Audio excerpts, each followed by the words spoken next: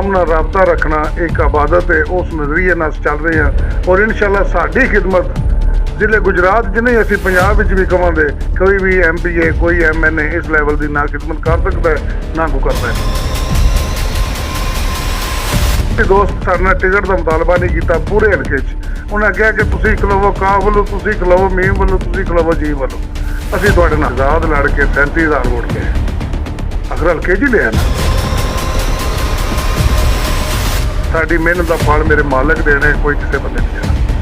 ਉਹਦੇ ਵਿੱਚ ਰਹਿ ਗਿਆ ਨਦੀਮ ਸਾਹਿਬ ਜਾਂ ਮੀਆਂ ਤਾਰਾ ਜੀ ਜਾਂ ਮੀਆਂ ਅਖਤਰ ਯਾਦ, ਉਹ ਆਪਣੇ ਆਪ ਨੂੰ ਬੜਾ ਪੁਰਾਣਾ ਕੈਂਡੀਡੇਟ ਸਮਝਦੇ ਹਨ, ਲੇਕਿਨ ਉਹਨਾਂ ਦੇ ਕਿਰਦਾਰ, ਉਹਨਾਂ ਦੇ ਕਰੈਕਟਰ, ਉਹਨਾਂ ਦੀਆਂ ਫੁਰਤੀਆਂ ਦੀ ਆਵਾਮ ਔਰ ਪੂਰਾ ਹਲਕਾ ਮੁਕੰਮਲ ਜਾਣ ਚੁੱਕਿਆ ਹੈ।